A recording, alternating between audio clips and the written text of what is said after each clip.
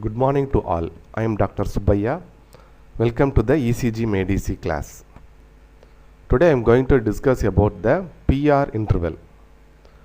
So PR interval extends from the beginning of the P wave to the beginning of the Q wave or R wave. It consists of a P wave and a flat isoelectric line known as PR segment. So what does it represent? PR interval represents conduction time from the onset of atrial depolarization to the onset of ventricular depolarization. So how to measure the PR interval? First identify the interval with the longest duration and the most distinct beginning and ending. So measure from the beginning of the P wave to the beginning of the Q wave. So in this ECG, from the beginning of the P wave to the beginning of the R wave, because Q wave is absent in this ECG, and the duration is 4 small boxes. Each small box equals 0.4 second. The duration is 0.16 seconds. So normal PR interval is 0.12 to 0.21 seconds. Prolonged PR interval more than 0.21 seconds, and short PR interval less than 0.12 seconds. This is the normal ECG values by age. Here the normal PR interval in infant age group is 0.07 to 0.16 seconds, and in pediatric age group it's 0.09 to 0.17 seconds, and it reaches adult values after the age of 16 years.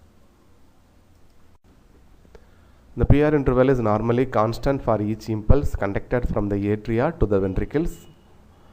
The shortened PR interval indicates pre-excitation, that's the presence of an accessory pathway. Normally, the AV node is the only connection between the atria and the ventricles. Sometimes an embryological remnant of an accessory pathway may be located anywhere between the atria and the ventricles. So it enables the atrial impulse to pass directly to the ventricles and start ventricular depolarization prematurely. As the atrial impulse uses the accessory pathway, the impulse delay in the AV node is bypassed. So the PR intervals become shortened. This condition is referred to as pre-excitation because the ventricles are excited prematurely. So what are the pre-excitation syndromes? Wolff-Parkinson-White syndrome and Lange-Ganong-Levin syndromes are the pre-excitation syndromes. So Wolff-Parkinson-White syndrome is characterized by short PR interval, broad QRS complex, a slurred upstroke to the QRS complex known as the delta wave. So normal AV transmission produces normal PR interval, but an accessory pathway transmission produces a delta wave, short PR interval and a wide QRS complex. And Lange-Ganong-Levin syndrome, a very short PR interval with normal P waves and QRS complexes but absent delta waves. So this is the ECG of Lange-Ganong-Levin syndrome. And prolonged interval more than 0.21 seconds, it consistent with first degree AV block and it indicates excessive AV nodal delay. So in this ECG, the PR interval is prolonged. The rate is not altered by the presence of prolonged PR interval because it is still being controlled by the SCA node. And the PR interval is 6 small squares and the duration is 0.24 seconds.